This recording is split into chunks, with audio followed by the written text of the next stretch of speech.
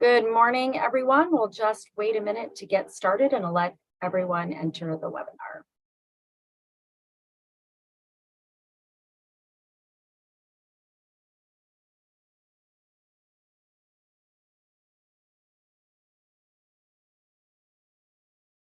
Good morning, everyone. We're just going to give it a minute to get started and we'll be right with you.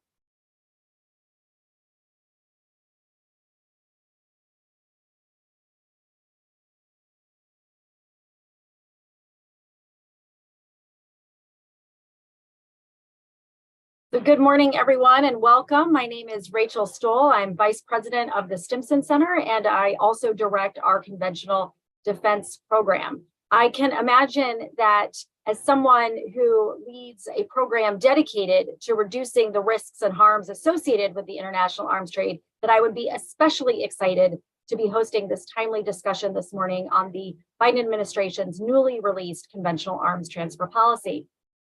For those of you who are unfamiliar, the CAT policy is an essential executive branch directive that guides the government-wide approach to the conventional arms trade. In addition to defining the key considerations and aims and priorities of the U.S. security cooperation enterprise, a CAT policy is a tone-setting document and sends a signal across government and beyond as to the spirit of the American approach to arms sales and their role in U.S. foreign policy. The U.S. CAT policy was last revised during the Trump administration when it was rewritten to elevate the perceived economic benefits of arms sales and devalued their impact on foreign policy, national security, and human rights concerns.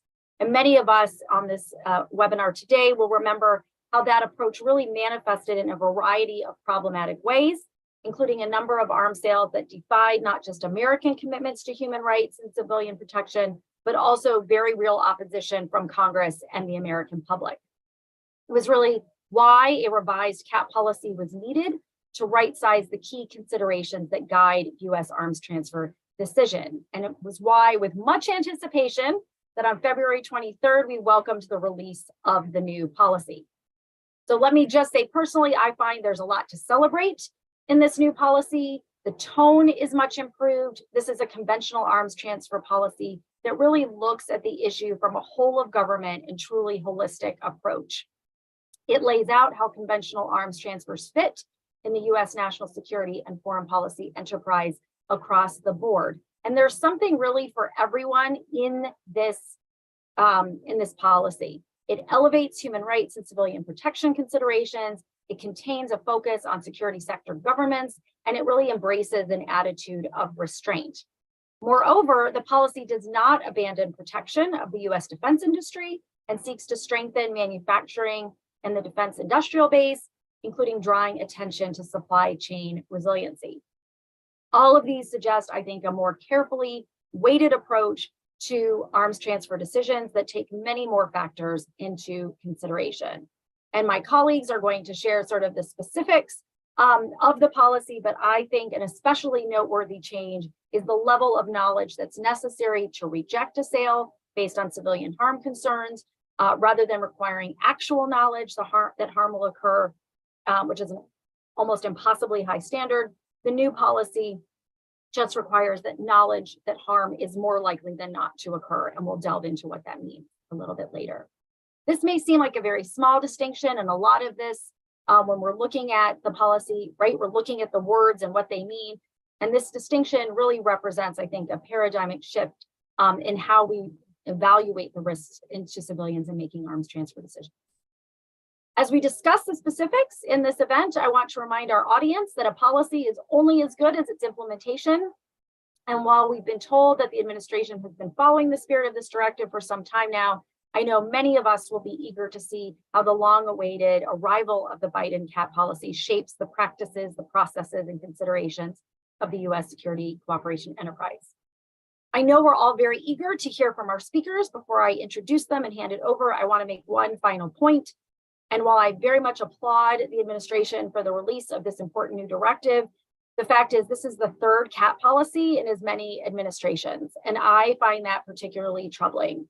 A U.S. CAT policy may need periodic adjustments to reflect changing concerns and contours of the international system or shifts in the geopolitical landscape, but it really should remain grounded in bedrock principles and core US values. And it should not reflect the short-term whims of only one president or administration. And I think the politicization of US cap policies in recent years not only sends mixed signals to the interagency, to the public, to allies, to partners and adversaries, it makes it really difficult for the US government to meaningfully embrace any cap policy.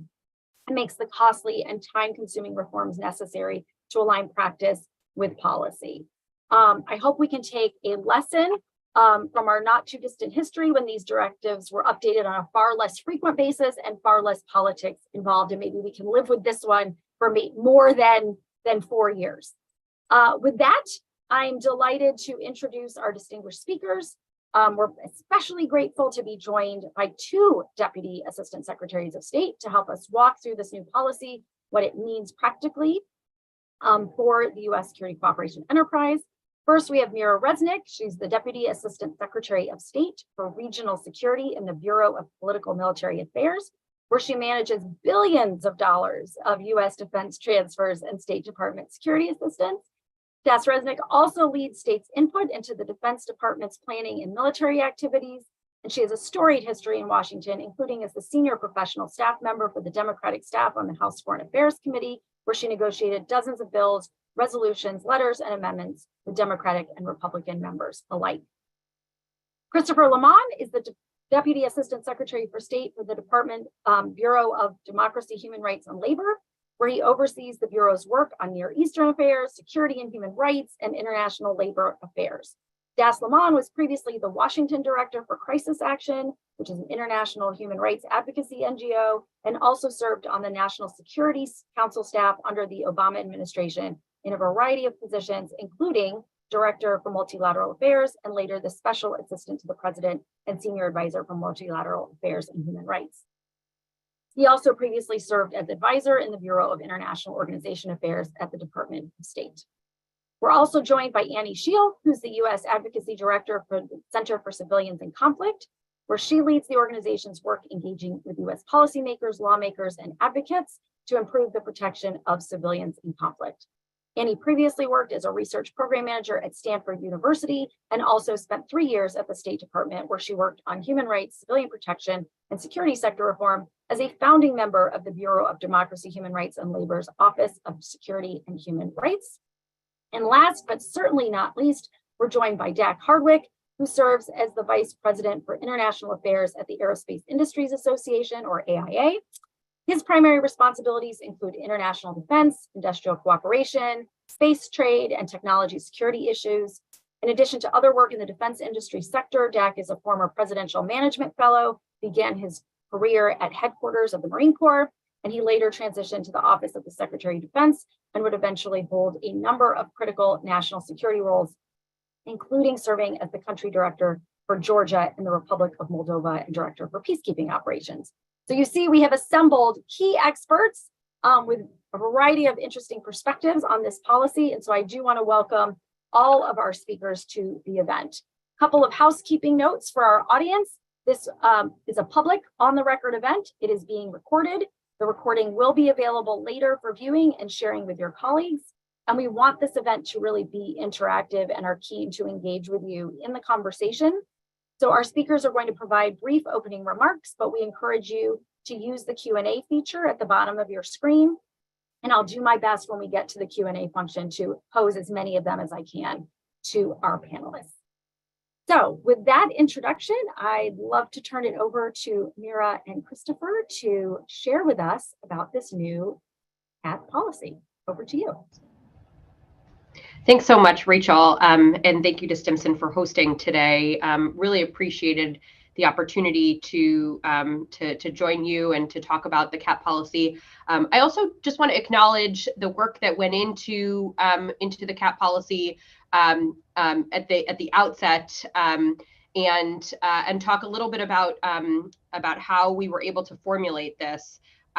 This was a National Security Council-led process, but it incorporated the ideas of a number of stakeholders, including people who are on this call. I see it from the attendee list and from the panelists.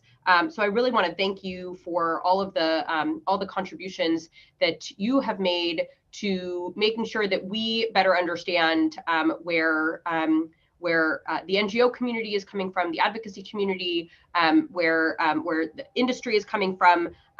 We also did several consultations with Congress, and so it's been a real honor to be able to work on this, and to work on it with Christopher, who I think we're going to ping pong a little. So apologies for the whiplash on this, but I think it really comes together like the CAP policy. As Rachel articulated, the CAP policy provides a framework under which the U.S. government departments and agencies review and evaluate proposed security sector assistance, defense articles and services, partner capacity programs, and certain export controlled products regulated by the Department of Commerce. So really applies to whole of government. The first CAP policy dates back to the Carter administration in 1977. We felt that it was time to update the CAP policy in light of the priorities that the national security strategy placed on allies and partners in this complex era of strategic competition, where we lead with diplomacy, we elevate human rights, and we deliver for the American people by supporting U.S. industry and ensuring that there is a level playing field. The CAP policy is nested in this approach of the national security strategy. It explicitly states that the CAP policy supports a number of foreign policy goals. So what I'd like to do is I would like to go through some of the foreign policy goals that the CAP policy talks about. Christopher will talk about some of them as well. And then we'll talk about some of the considerations, some of the questions that we are having our action officers ask themselves when deciding, when adjudicating an arms transfer decision. So the elements that the CAP policy are in foreign policy, that the CAP policy are looking to support are strengthening our allies and partners, contributing toward their deterrence and their defense, ensuring that the United States has an advantage over strategic competitors, ensuring resiliency in the supply chain, and strengthening defense industrial base. I want to emphasize that this is the first time that the CAP policy talks about the supply chain, understanding that industry has faced real supply chain constraints over the last couple of years, and so we recognize that supply chain issues and resolving these kind of issues are a major priority for us. Supporting nonproliferation norms, goals, and ideals, and in some cases, where appropriate, pursuing a policy of restraint. And I'm going to turn it to Christopher to talk a little bit about those foreign policy goals.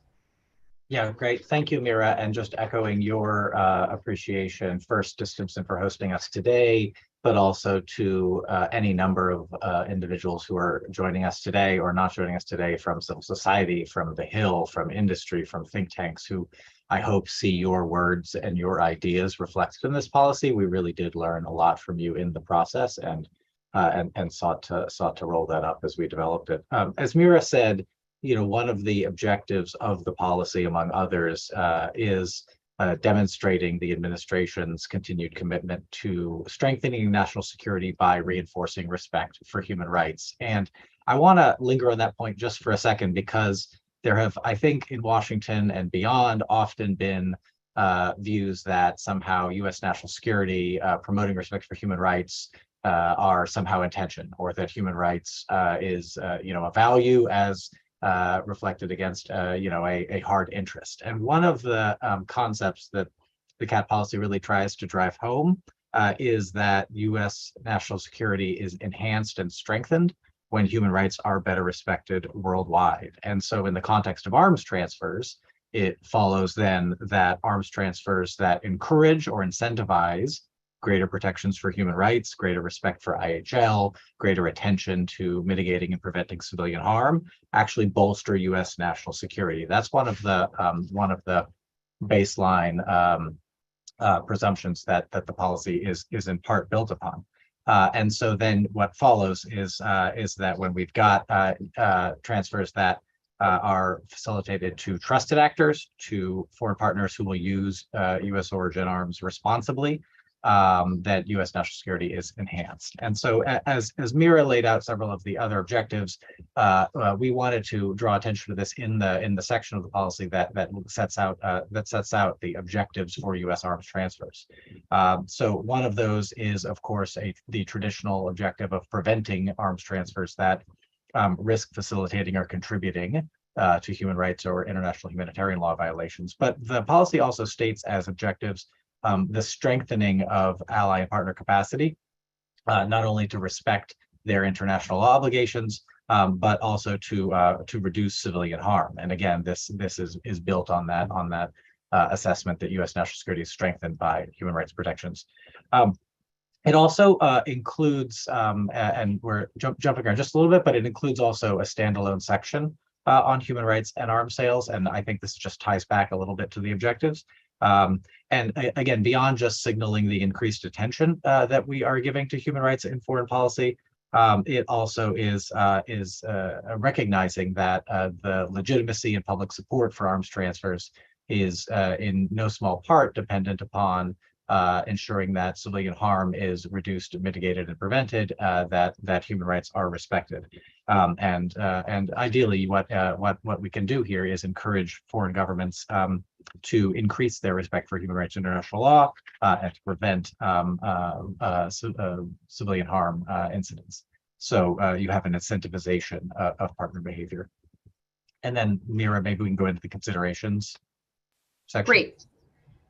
So I'll go into a little bit about the questions that we outline in the CAT policy to make sure that that we are taking into consideration the many different interests that that we have in front of us.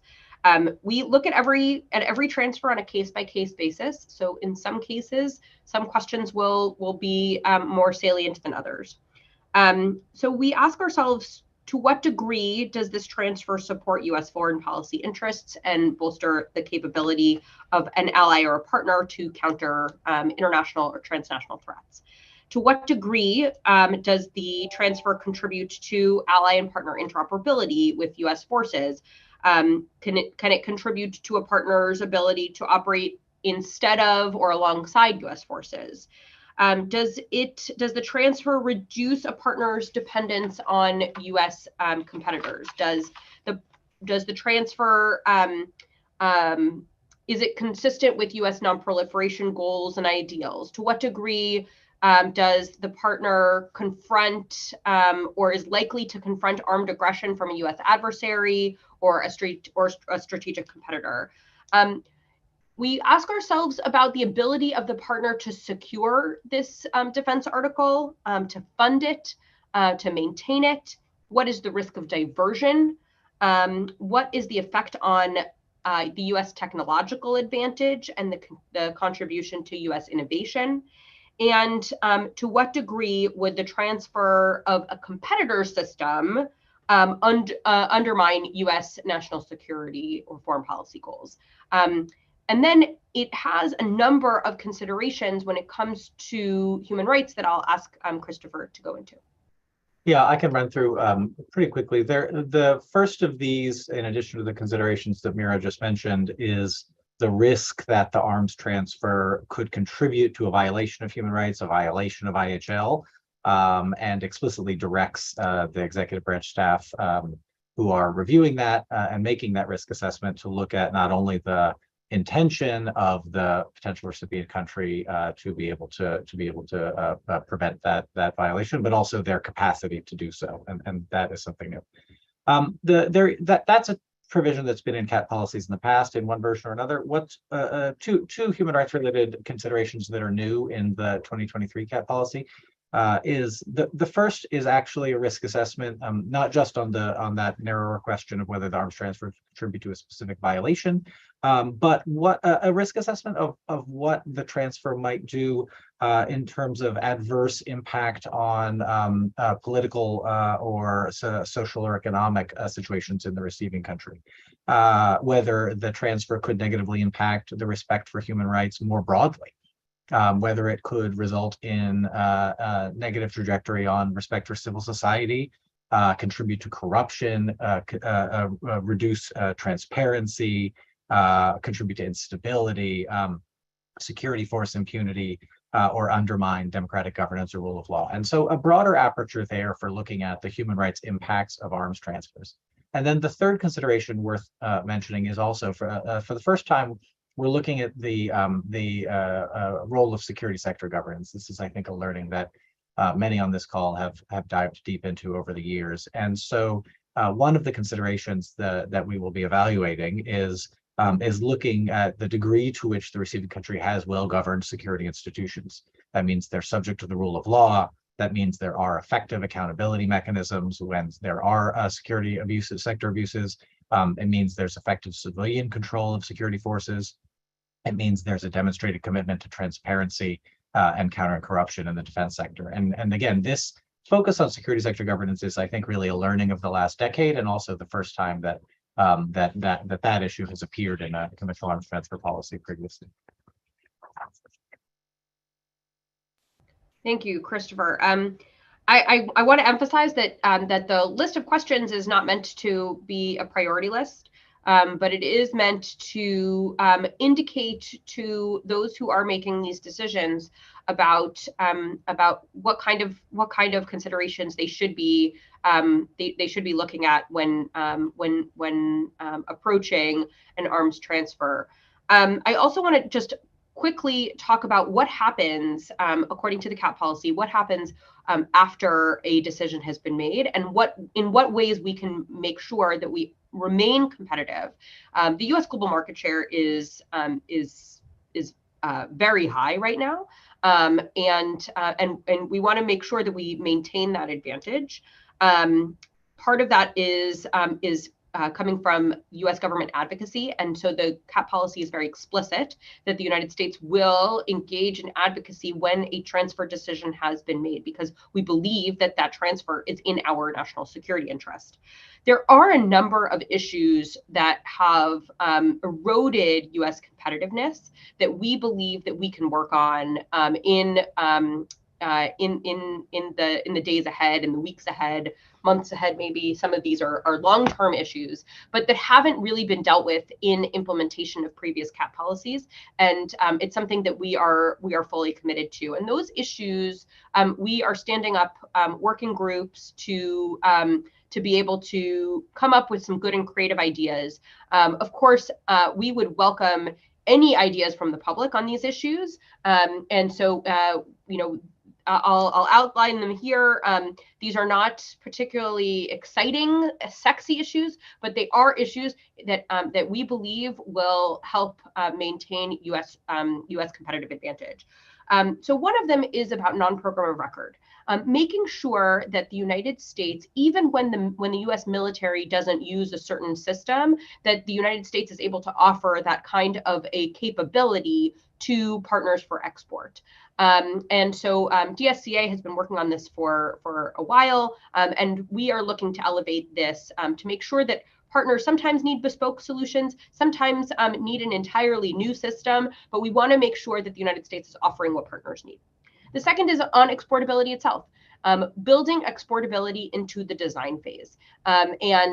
This is complicated by deciding who pays for this. Does the US government pay for this? Does industry pay for it? But we do know that even as the US military uses certain variants, if exportability is not included in the design phase, then we have to start all over again. So we want to make sure that we work on that. Technology disclosure and foreign disclosure program. So this is something that we have to decide. What kind of risks are we willing to accept when it comes to foreign disclosure? And so working on those issues to see to what extent we are able to accept risk. And then the last is on competitive financing, to come up with new and creative solutions to finance these defense articles. We know that our strategic competitors are offering good financing terms, and we need to be able to do the same in order to make sure that our products are affordable. We know that technologically they are the best in the world, but we also want to make sure that that our partners can afford it. So we will be working on those issues to make sure that we retain our competitive advantage, and at the same time be able to implement the kind of questions that we're asking in the CAP policy to make sure that we're making responsible decisions when it comes to arms transfers. And let me turn it back to Rachel. Thanks, Christopher and Mira. I think our audience really has a great snapshot of not only what the CAP policy is, how it actually is intended to be implemented, and sort of the details of what is new, what has changed, and the approach and overall frame that this policy has taken. So I really appreciate that very thorough briefing. I want to turn now to Annie Scheel. Obviously, Annie does not speak for all of civil society on these issues, but has worked in this field and on these issues for quite some time, and I think has some interesting perspectives about what is new and what might be to come in the years ahead. So Annie, over to you. Yes, thank you so much, Rachel, and thank you, Christopher and Mira, for joining us and for that overview. So yes, I do not speak for all of civil society. I will speak, however, for civic, and say that the increased focus on human rights and on civilian protection in this new CAP policy is a very welcome improvement. As Christopher and Mira laid out quite well, this new policy does include much more robust considerations of human rights, of international humanitarian law, of civilian harm prevention than any prior conventional arms transfer policy. And I think, Rachel, as you laid out very well in the introduction, of course, the most important thing moving forward will be how it's actually implemented. So I will try not to repeat Christopher and Mira's points too much, but I will just highlight a few points that I think are particularly notable when it comes to human rights and civilian harm. And I'm also going to very quickly drop into the chat a fantastic overview that will go into more detail on this about my colleagues Ari Talani and John Chappell in Lawfare. So highly recommend that as well. So the first thing I'd like to highlight is that in listing out the various human rights considerations, unlike in past CAP policies, this policy is not just looking at whether a specific weapon might be used directly in a human rights violation or a violation of the laws of war, which is, of course, really important, but also looking at the different ways that a transfer might facilitate human rights abuses more broadly, including things like sending a political signal of US support for certain behavior. And that's something I think is really important, that widening of the aperture in that way. The second thing, as Rachel flagged at the outset, is that this policy introduces stronger restrictions on when the US will not transfer weapons when that risk is too high. So I just want to double down, maybe triple down in this case, on that, right? The Obama and Trump policy said that the US government would not transfer arms if they had actual knowledge at the time of the transfer that a weapon would contribute to certain crimes like genocide, crimes against humanity, or grave breaches of the Geneva Conventions. That is a very, very high standard. And as you noted, Rachel, an almost impossible standard to meet.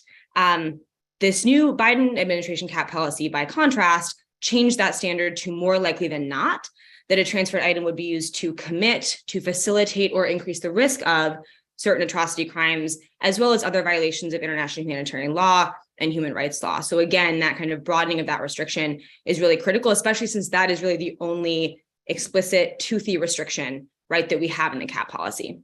So that commitment is really important.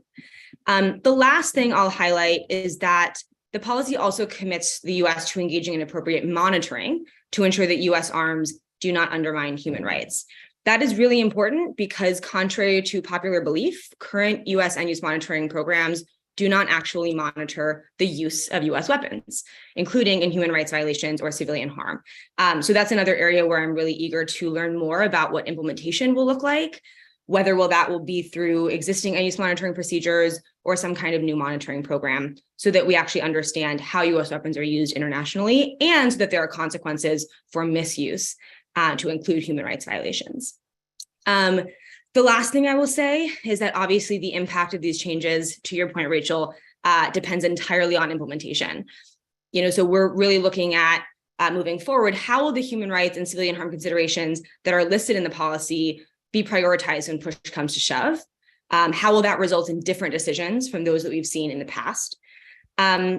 And also because, to your point, the cap policy can, as we've seen so often in recent years, be changed by successive administrations. I also want to emphasize here the continued importance of Congress, both in oversight and also in legislation, to ensure that these human rights and civilian harm considerations are not only a matter of policy, but also baked into the arms transfer process as a matter of law.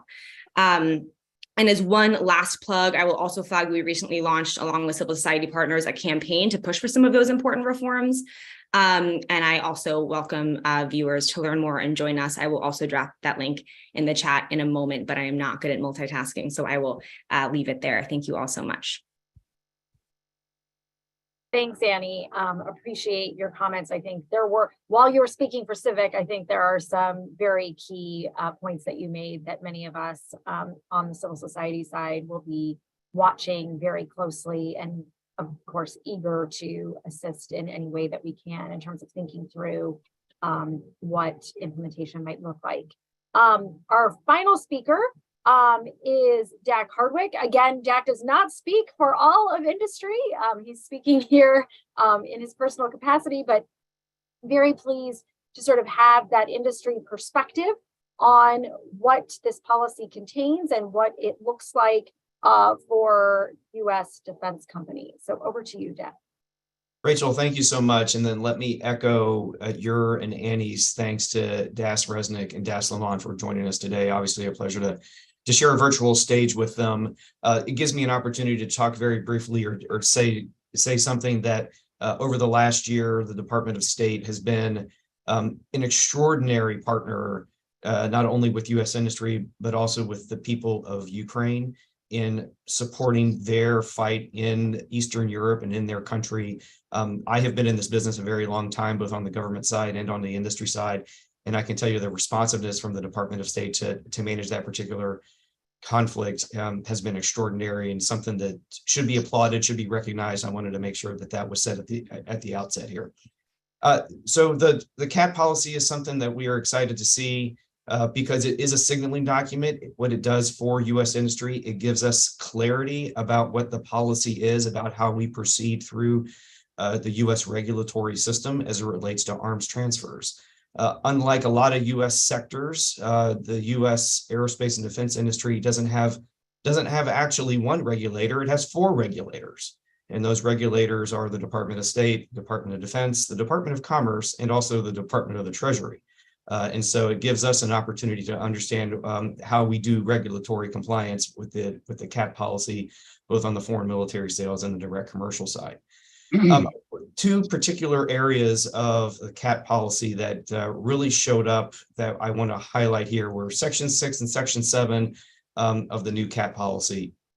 The supporting arms trade decisions into the arms transfer involving emerging technologies. So we did see the elimination, I would say, of the economic focus, but there were some additions to the CAT policy here that I think the last year in industry's approach here has been something that we have focused on and appreciate the administration focus on. So focusing on the first one is market access. So market access, obviously very critical to U.S. companies overseas, not necessarily for competition with the U.S. companies or foreign competitors that are offering alternative systems, but in a lot of circumstances, that market access is to potential U.S. adversaries.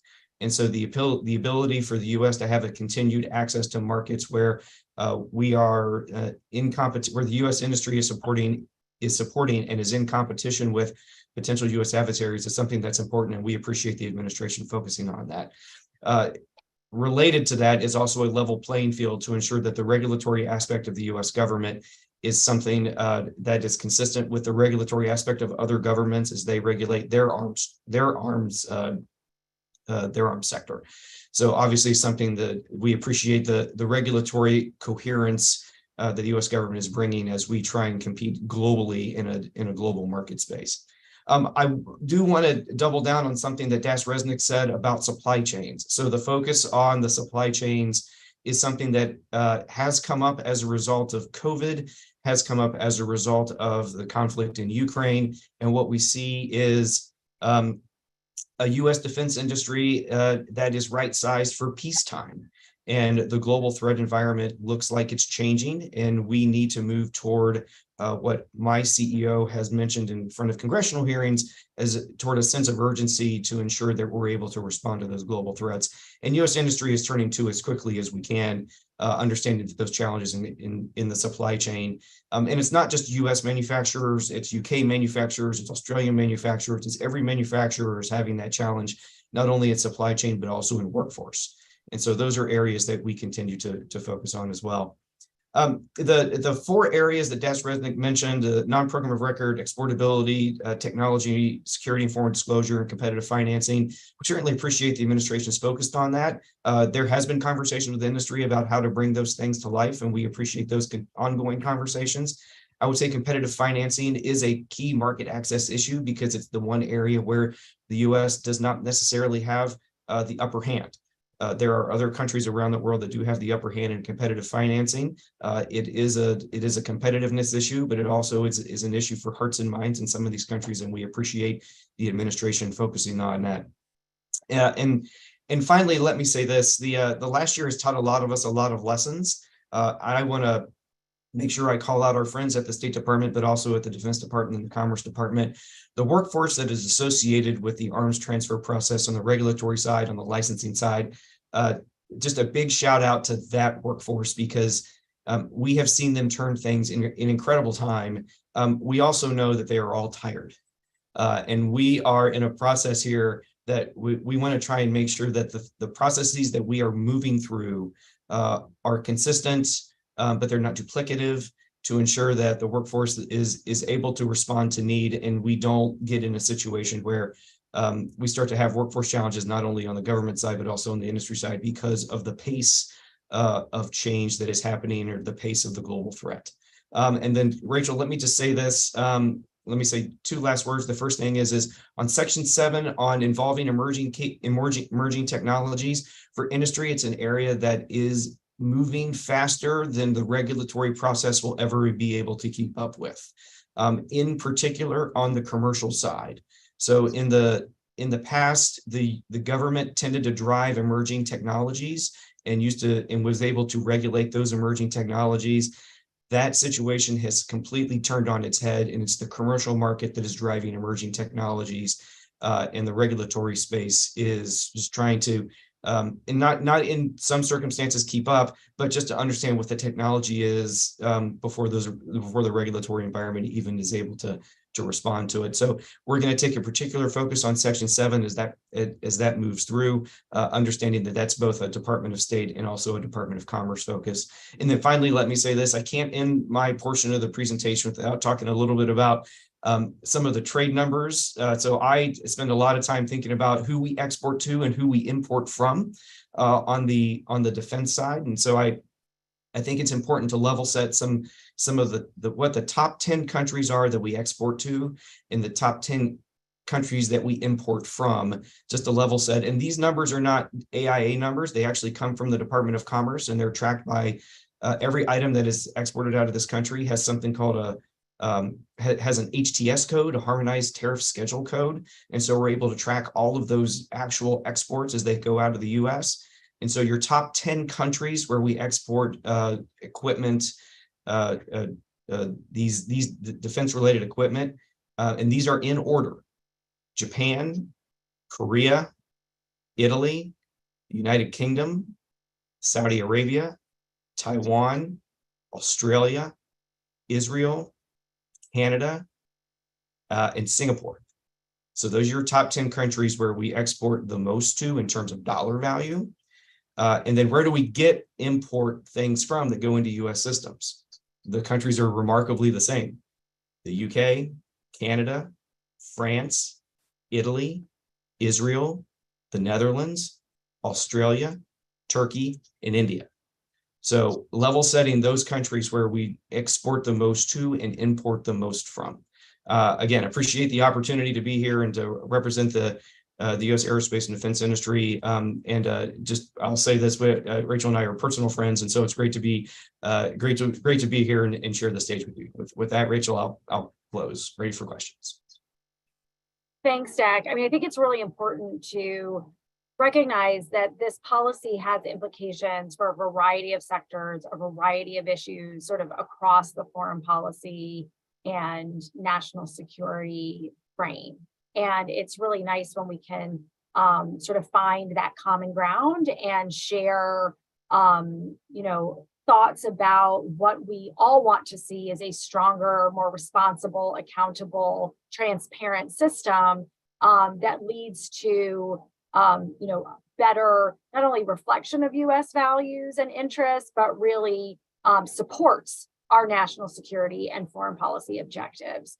So really appreciate all of you joining today. I see we do have some questions in the Q&A, and I want to encourage our audience to keep adding to those. I'm going to try, rather than just reading them, I'm going to try and sort of bundle some of the questions together, but I want to start with something that you mentioned, Jack, because you were talking about sort of the need to quickly provide weapons to Ukraine. And so one of the questions that we hear is, how will our experience in providing Ukraine with the arms they need to defend themselves, how does that fit within the new CAT policy? So from the US, from the industry perspective, what we have seen over the last year is not a selling to Ukraine. It has been a giving to Ukraine. And we are now in a point where we are transitioning, at least from our perspective, we are transitioning from a giving to a selling to. And the way in which we at least see that is we know through our US government interlocutors that there have been a lot of conversations in the US government about the technology security with the things that were intended for US forces that were then going to Ukraine.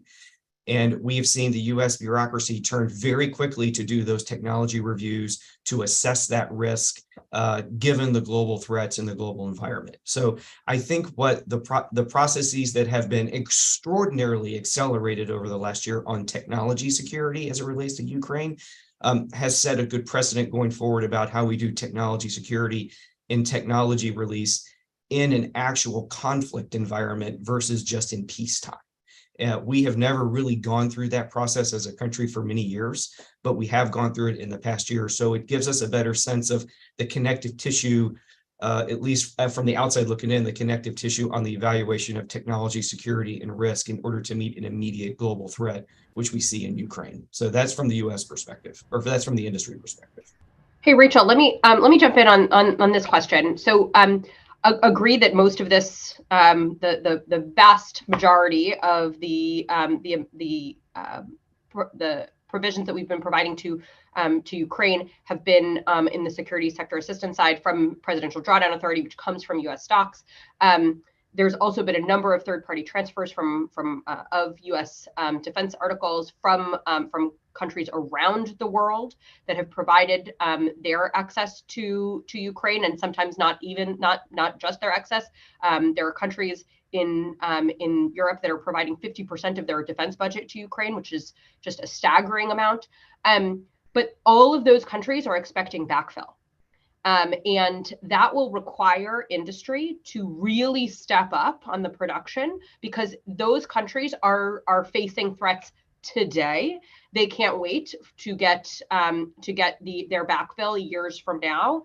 And they are scraping the bone, and the U.S. military is scraping the bone of what is acceptable from a readiness perspective. But I will also say just one other thing about how this CAT policy is derived from our experience in watching how the Ukraine conflict has played out. We see a partner in 2023 and in 2022 in Ukraine that is very different from the Ukraine of 2014.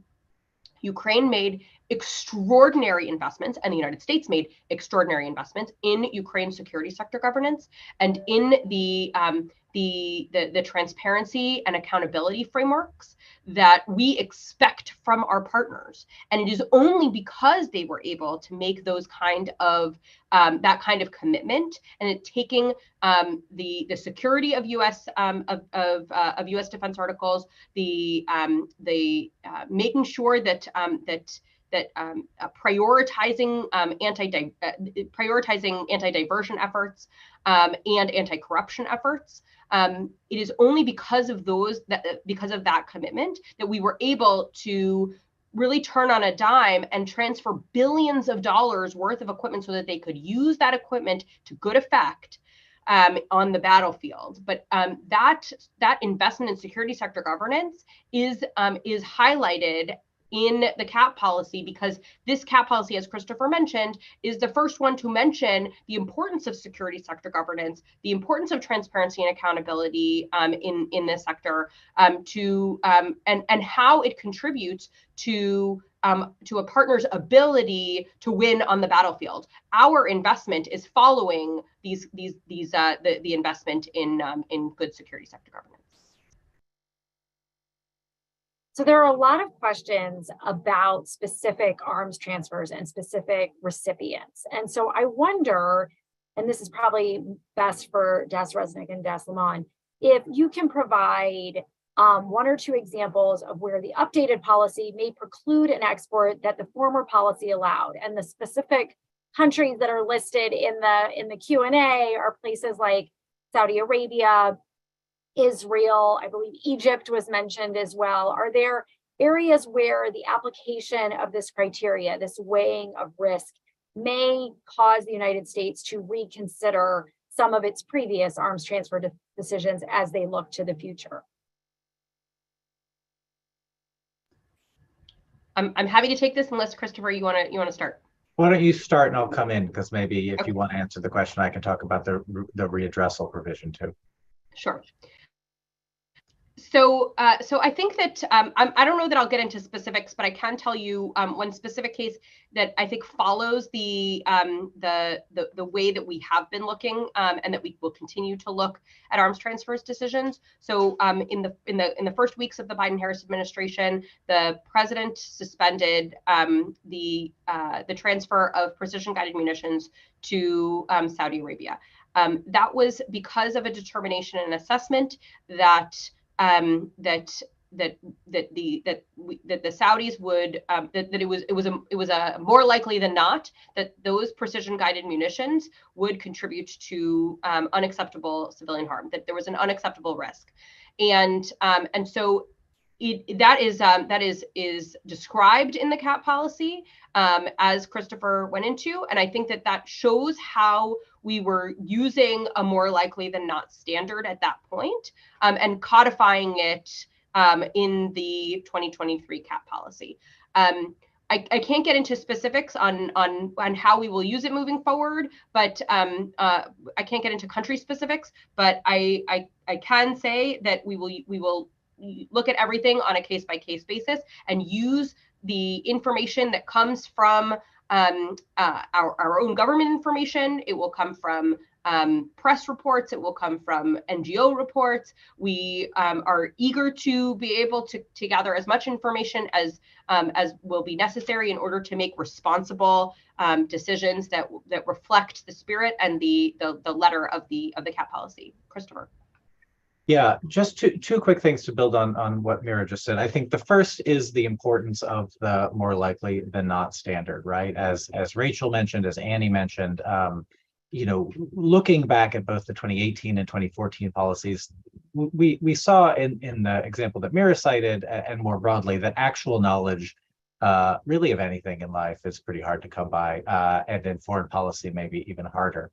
But we also assessed that, for any American administration, certainly for one that has been so clear about the importance we place on respect for human rights, it was kind of unthinkable that if we did assess that an arms transfer would be likely or more likely than not to result in civilian harm, to result in human rights or IHL violations, it was kind of unthinkable that we would proceed with that transfer. So regardless of the other foreign policy, national security, geopolitical considerations. And so codifying that standard, Mira talked about the early weeks of the administration with sort of specific example there, but codifying that standard as a global one was a really important piece of the policy.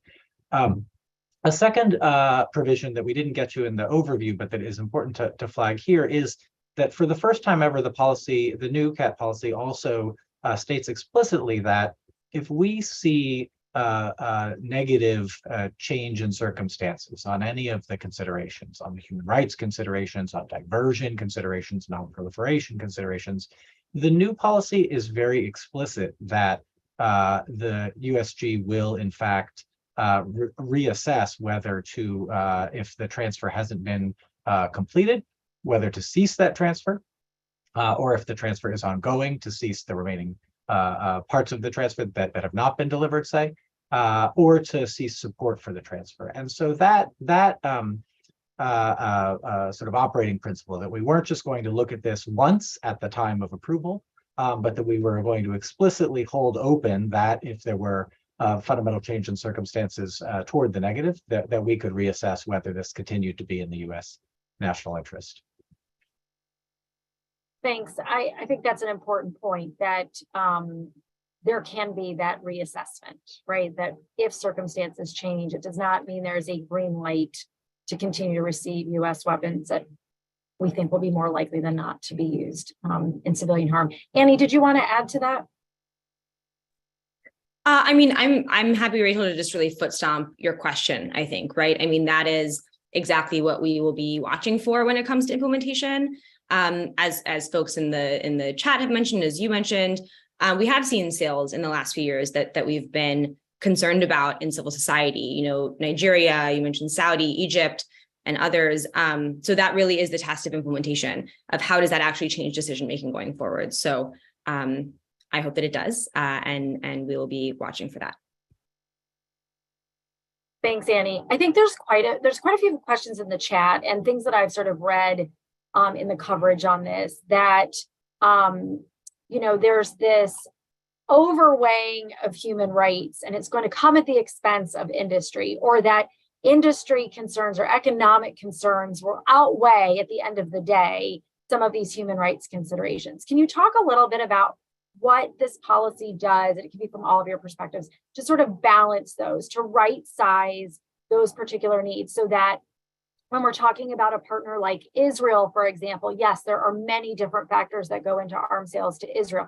How are those being weighed? Similarly, that what those considerations are that are being weighed for Israel may look different than what's being weighed for, say, the United Kingdom, or for Saudi Arabia, or the Philippines, or Nigeria, as Annie just said. So how does that, you know, it's not like the European Union approach where there are boxes that you check, and if one box is checked, the sale doesn't go forward. It's really this constant weighing of these different criteria and considerations. So I'm wondering if you can, I hope that answers like 5 different audience questions sort of together at once, but how are those things being weighed, and what has the priority over another?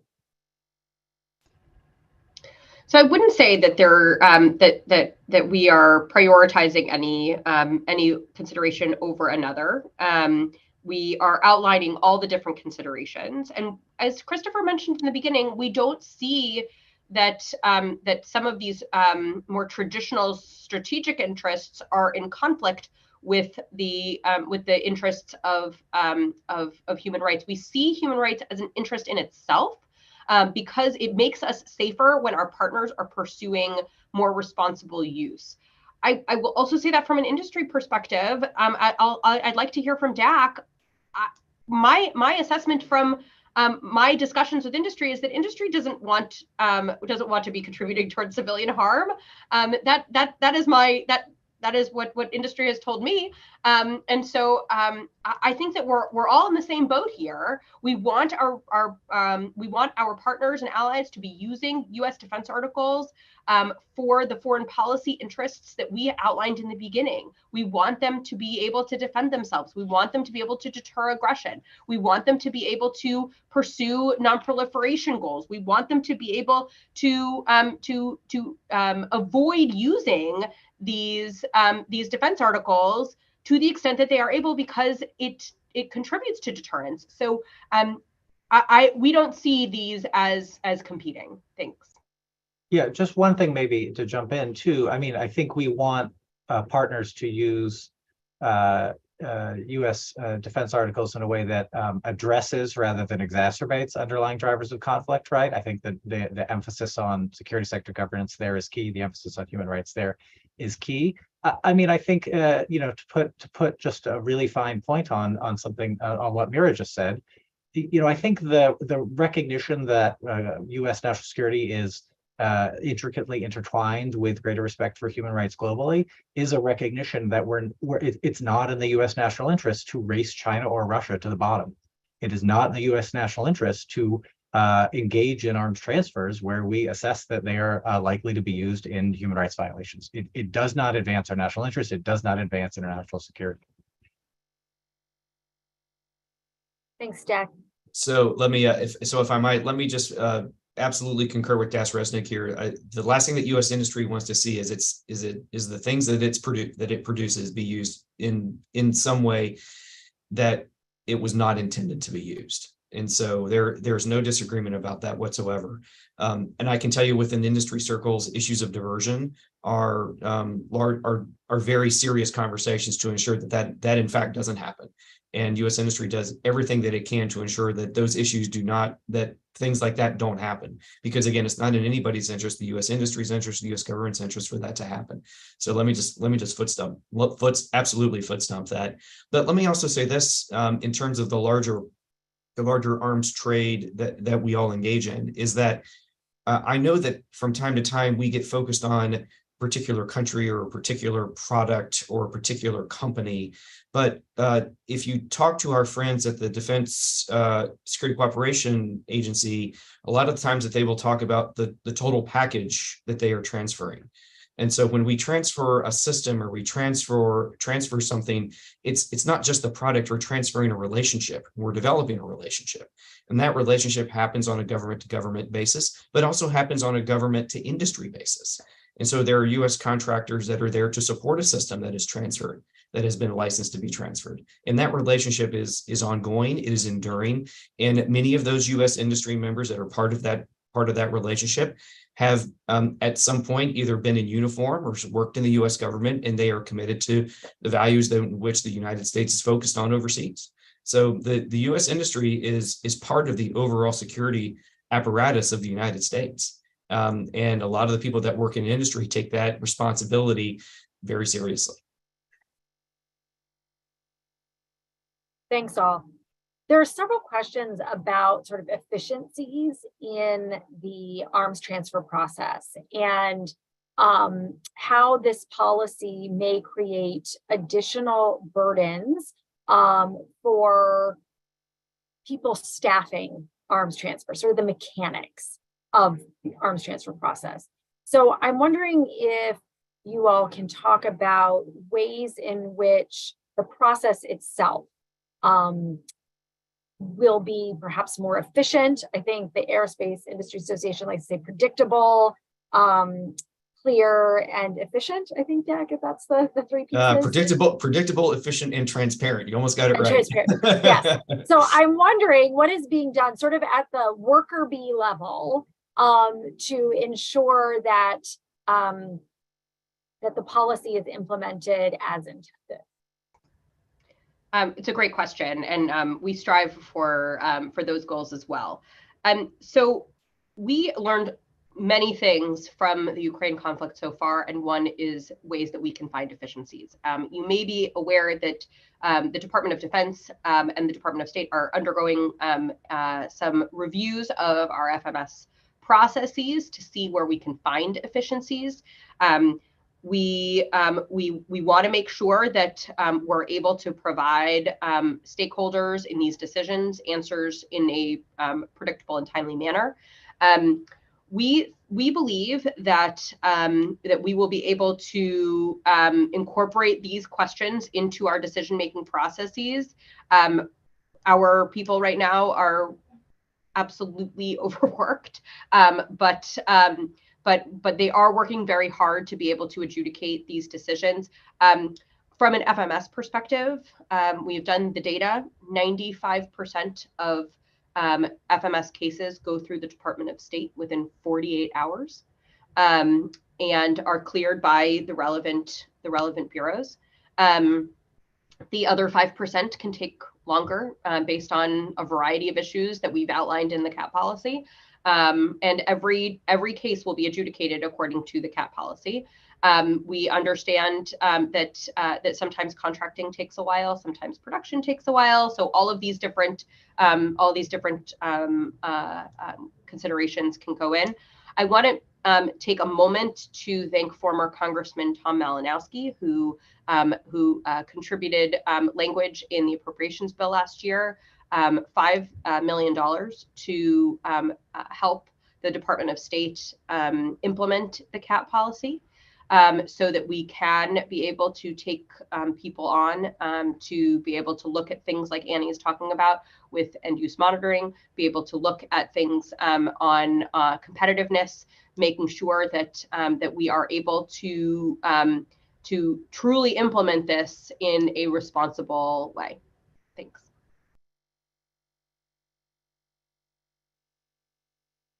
Thanks. I think it's, there's a lot of monitoring that needs to take place, to the point about reassessment, needing to have the teams in place and know what they're looking for and collecting that information and figuring out how to analyze that. I think this will be a longer term implementation than simply just looking at the sale at the point of sale. And so one of the questions is sort of, how do you envision that monitoring of if the implementation is occurring, and what that looks like? So not just the transfer process itself, sort of the staffing of the initial transfer, but the long-term monitoring of the implementation.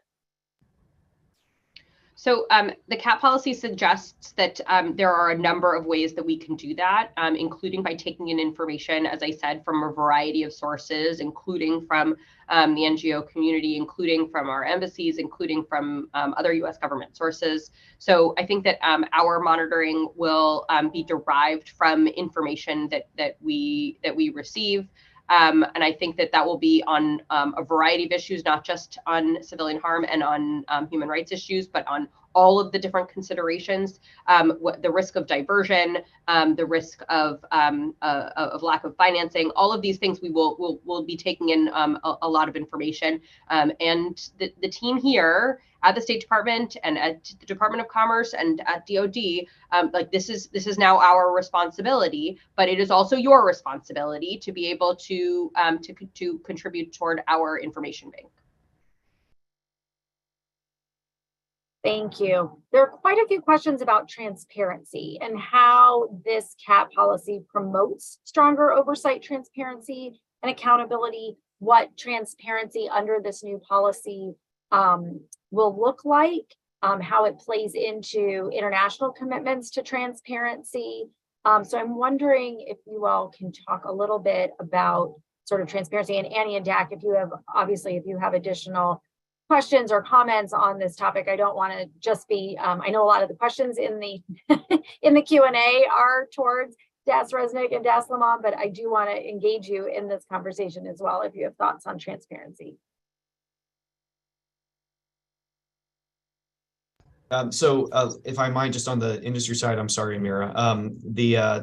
I'll say this, she referenced there's an ongoing effort at the Defense Department, I believe, and also at the State Department on looking at FMS processes and trying to potentially find potential efficiencies there. One of the feedback that we do get from industry in a fair amount is a basic understanding about where a particular case is or where a particular sale might be within the larger system.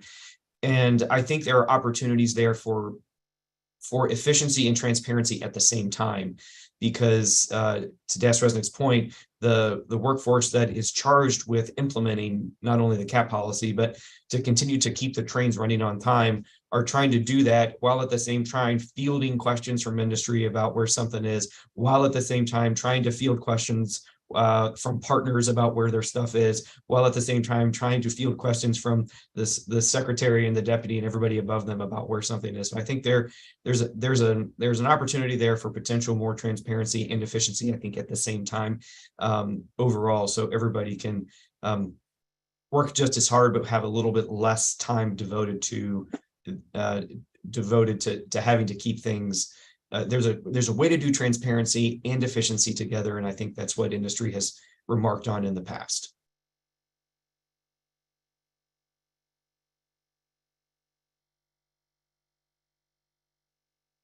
I don't know, Mira, if you had something to add to the transparency.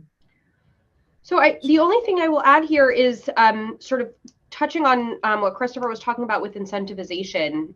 So when it comes to, and I agree with Dak, that making sure that that stakeholders in a decision have an understanding of where the case is, that is really important. When it comes to our partners, transparency and accountability, we want to make sure that we use an opportunity for a transfer to be able to allow our partners to invest in their own transparency and accountability mechanisms. And the policy is pretty explicit that we will that we can use these as an opportunity to incentivize action on those on that particular priority, and be able to see the kind of outcomes in security sector governance that we need to see in order for a partner to prove that it is a worthwhile investment. And Rachel, I think just from the human rights side, one way in which the policy itself can contribute to, I think, both transparency and efficiency is, the clarity and the specificity of the considerations section of the policy. And I think we really tried to take pains to put on the table all of the questions that we would be asking for any given arms transfer. And the way that contributes, I mean, I think the contribution to transparency there is obvious because it's laying out in a public document the considerations that we'll evaluate for any given arms transfer. I think the way that it contributes to efficiency as well is by signaling the types of proposed transfers that are unlikely to succeed, that are unlikely to be approved. And I think the more time we are, again, as was said earlier, 95% of these, as Mira said, move very quickly, and it is the 5% that are the difficult cases. The fewer proposals that are not meeting these considerations that are put out there. The more time we're going to have to spend on really the no-brainer cases, the ones that clearly advance U.S. national security, that clearly do not raise human rights concerns. Thank you. Mira mentioned stakeholders, and Annie, you mentioned in your remarks sort of the need to acknowledge the role of Congress and thinking about enshrining in U.S. law some of the principles or approaches in the CAP policy. So I'm wondering if you could talk a little bit about what some congressional fixes that could enshrine this policy into law might look like, and how we may see Congress react, since we saw during the previous administration sort of unprecedented congressional involvement and opposition to individual arms sales. Yeah, thank you. I'm happy to. And let me start actually where the last question ended, which is to go back to the transparency point.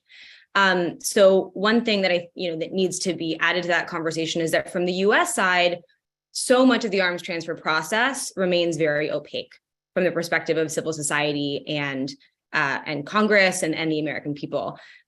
So, things like the reporting of direct commercial sales, there's very little information about those direct sales from industry around the world that don't go through the FMS process.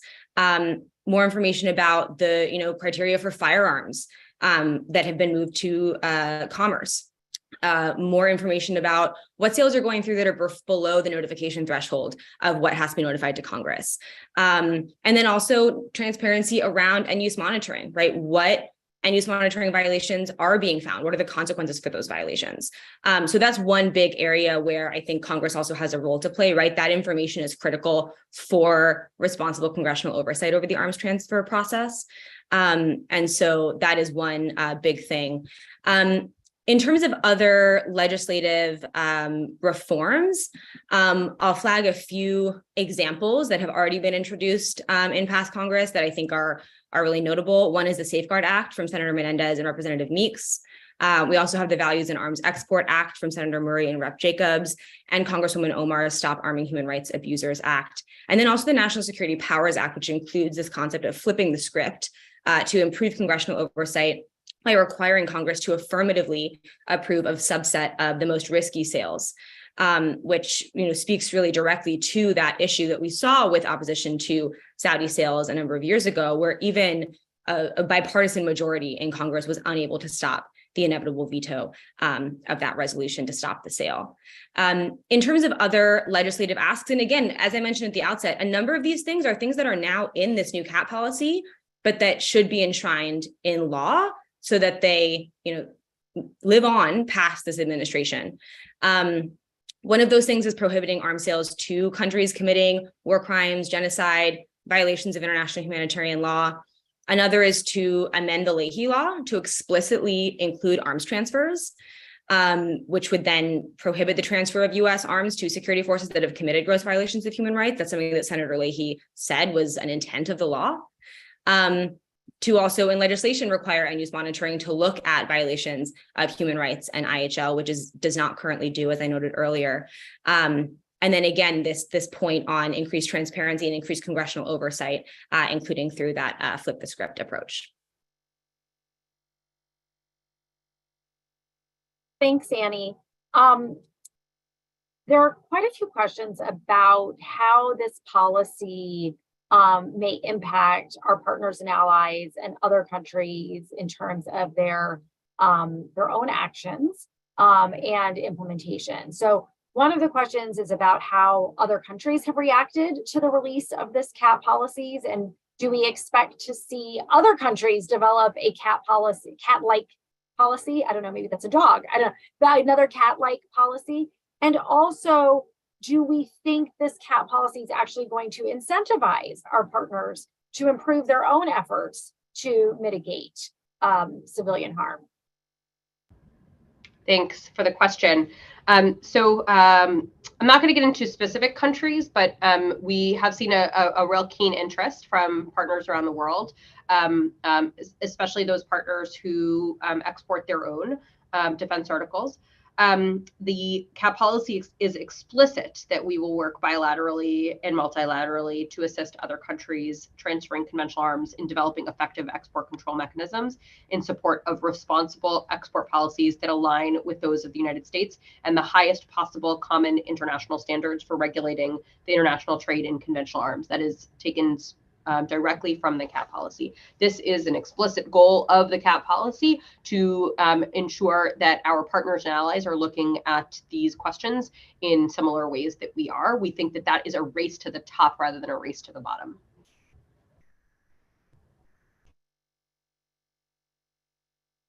I don't know if anyone else wants to jump in. It's so hard on Zoom to judge if a movement is I want to jump in or Yeah, I mean, just again to echo, I think something that was said earlier.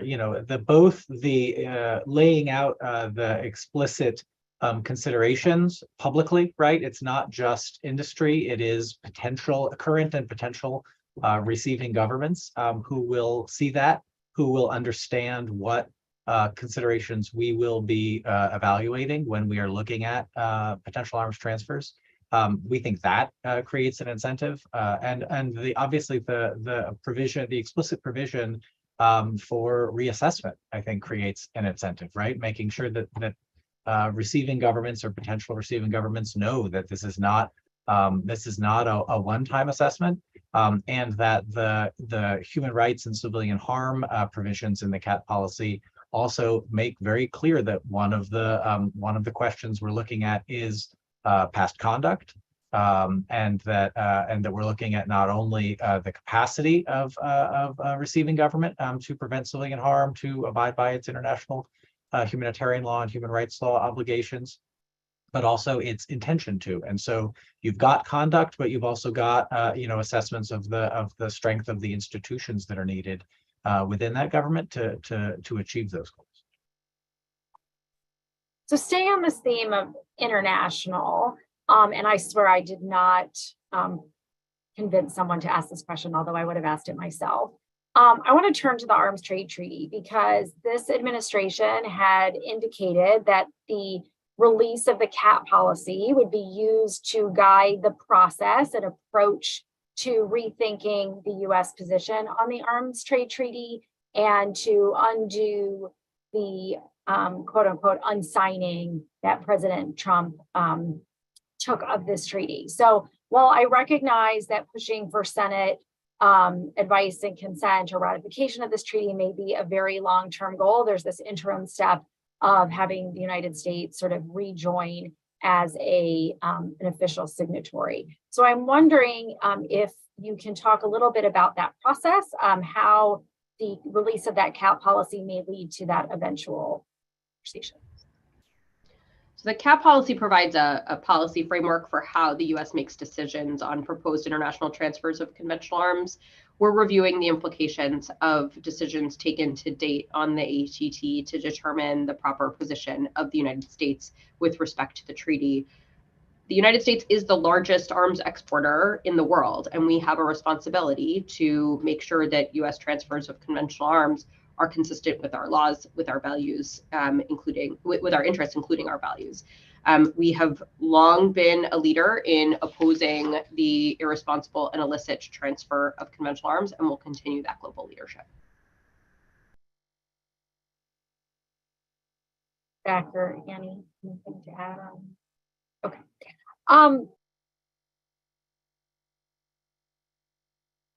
Sorry to our audience if these seem sort of disjointed in the questions. We have a lot of questions to get through, and I'm trying to group them together as best I can. There's a very specific question, Mira, you mentioned competitive financing. I'm wondering if you can be more specific about what that actually means, because for our audience, it may have sounded like it's lowering the cost of providing loans or something that's forgiven. Maybe it's FMF. But the question is, does that actually mean offsets? What are you talking about when you mention competitive financing? Thanks for the question. Something I'm particularly passionate about. The general way that we ask our partners and allies to pay for defense articles is that we ask them to pay upfront the whole amount, and then they get their defense article in however many years. If I were buying a car, that would be unacceptable. However, we know that there are other ways to do this. DSCA has been very creative in ways like dependable undertaking, which allows a partner with good credit to be able to pay for it over the life of the system. We have engaged Congress on FMF loans, so and getting to a competitive interest rate. And so we were able to get that authority for Ukraine and for NATO. We are in the process of looking at eligible partners and allies for FMF loans. We were able to get $4 billion in government-backed loans and $4 billion for commercial-backed loans in the Ukraine supplemental. We would like to be able to do this on a more global scale. We think that there are some real great opportunities in the Indo-Pacific for countries that may not be able to afford a complete down payment, but may be able to take advantage of something like an FMF loan. But there are a lot of different ways to do this, and we are eager to get some good ideas from those on the call, from our interagency partners, from industry, from Congress, about ways that we can make sure that we are competitive, because the current system is not as competitive as it needs to be. I do want to say one other thing, because a lot of countries are looking for tech transfer or offsets. And it's not something that state gets into the weeds on by law and by policy. But we do understand that can contribute to some nefarious activities, including corruption. And that is not the direction that we want to see this going in. That if the point of a conventional arms transfer policy to be able to avoid corruption ends up leading to corruption, that would be an unfortunate turn of events. And so we want to make sure that the decisions that we make are contributing toward stronger accountability and transparency. Thanks. Let me, if I can, just jump on the competitive financing here. I know that Das Resnick has been working and her colleagues been working incredibly hard on this issue. It is something that is top of mind with U.S. industry for the very reasons that she just described. It is very hard to have a competitive, be in a competitive environment when the ability to pay for something is not, it is limited. The stated U.S. competition countries have this capability. The U.S. does not, but we are making very strong strides in that direction. We're certainly happy to continue to provide input and collaborate on that particular item. I would say this, similar to when we transfer an item, it comes with a maintenance, repair, and overhaul tail. It comes with a training tail. It comes with a relationship. The financing piece also ties countries closer to the United States, and it's just another way in which we can continue to further relationship develop with these countries. And we see it as part of the whole package for not only the U.S. industry, but also larger U.S. the support to larger U.S. foreign policy. Thanks, Jack. I'm cognizant of the time, and I want to make sure that I give our panelists a final opportunity. If there was something, I know there's a lot of questions left in the Q&A. So if there's something that you want to address that you haven't yet addressed, I do want to give each of you sort of the opportunity to do so. Maybe I'll go in reverse order from where we started and start with Dak, if there's any sort of final thought that you have. So thanks for putting me on the spot, Rachel. Appreciate that. I would just say this, and I think this is something that hopefully we can all agree with. I've started to use this phrase around the office a bit, and it's pretty easy. The clearer the policy, the clearer the outcome. And the degree to which that we can, I think, both in industry and I'm certainly not, I'm not going to represent civil society on this call, but I would say that we can all agree that the more clear policy that we can have, the better outcome that we will likely have. And so that's at least something from the industry perspective we continue to pursue. It gets back to the predictable, efficient, and transparent comment that we made earlier. But the clearer the policy, the clearer the outcome. And that's something that, at least on the industry side, we continue to pursue. Rachel, thank you very much, obviously, for the opportunity to participate. It's good to see Annie and Mira and Chris on the panel, and look forward to the continued work again. Annie, final thoughts from you. Yes. Well, thank you again, Rachel, for having me, and to all of you for joining, especially again, Christopher and Mira, for your time and for your work on the policy that, as I noted at the outset, includes more robust human rights and civilian protection standards than we've seen in any prior CAP policy. So we really welcome that change. And as I noted, we'll really be looking forward to implementation, watching to see what decisions are made going forward, how this changes outcomes in the future. And also, as I noted, looking to Congress and looking at these bills that could enshrine so many of these important conditions and oversight in law as well as policy. So thank you. Thanks, Annie. Christopher and Mira, you ping-ponged, so I don't know who was first and last in your group, but I don't know if you have some final thoughts to make. Maybe I'll jump in and give Mira the last word. Let me just say, so first again, Rachel, thanks for convening us today. Thanks to everyone for joining and for the interest and for the contributions from Annie and Dak and others, not just today, obviously, but throughout the development of this policy. And I guess to build off a couple of the comments and a couple of the questions and the focus on implementation. Rachel, you said at the outset that this is it's a policy document. It sets the tone and it sets expectations, frankly, for the executive branch. Our decision-making processes, our implementation of this policy will be as good as the information that we have on which to base that decision-making process. And so the policy is really explicit in noting the importance of reporting from civil society. This is a signal-sending document, obviously, not only for partners, for industry, but also for our embassies overseas, other parts of the interagency, of the work that we all have to do now in ensuring that we are gathering the requisite information that we can make informed decisions going forward. And that as folks prioritize how they're spending their day, whether it's NGO partners, whether it's diplomats overseas, that ensuring that we have the fullest base of information on which to make these truly life or death decisions at times. One of the goals of the CAT policy is to send the signal of the importance of that going forward. Thanks, Christopher. I want to thank my fellow co-panelists and thanks Rachel for hosting this. Thank you to Stimson for crafting a panel that looks like the CAT policy. And so I want to thank everyone for their patience as we were able to really wrestle with how we wanted this to look. And I want to thank everyone for when I started on making sure that we had all the information we needed in order to produce a CAT policy that would provide the predictability to stakeholders and reemphasize what our national security goals were. I'm really grateful for the opportunity to outline this to the public and to make sure that that people understand how we are looking to make our decisions. And I just want to end with where we all started on implementation and reiterate a little bit about what Christopher said, that that we will rely on you all to help us implement this. So thank you in advance for that. Thank you.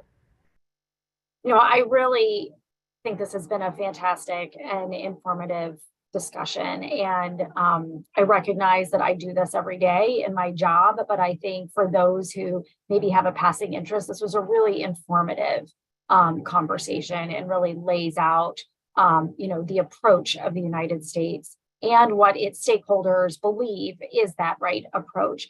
I really enjoyed this conversation. I hope I'm not hosting another CAT policy event in a few years. I hope that we can live with this one for a little while and see how implementation works and make tweaks as we find necessary. And I hope that we actually see some of this really promising language and this rhetoric take root in practice and shape the practicalities of the arms trade.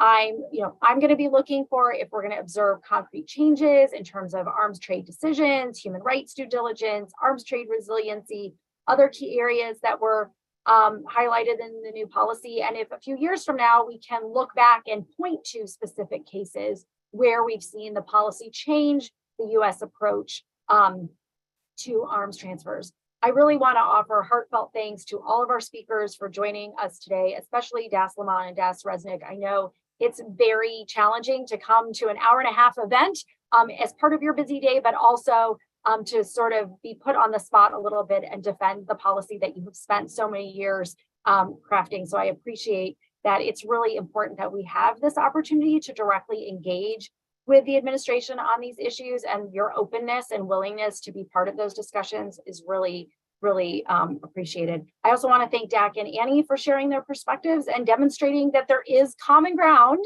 amongst diverse stakeholders when we actually take the time to listen to each other and really explore areas of common concern. I want to thank our audience. We had an excellent audience today, very engaged, and remind everyone that a recording of the event is going to be found on our website, and you can share that and watch it again and take notes. We hope you enjoyed this conversation as much as we did, and we look forward to seeing you next week on an event on global arms transfer trends. And at the end of the month, an event on debunking the myth of if we don't sell, we being the United States, someone else will. And you can find information about those events and more exciting activities at the Stimson Center at www.stimson.org. So thanks to all of you very much for joining. Have a great rest of your day, and wishing you much safety and resiliency in the days ahead.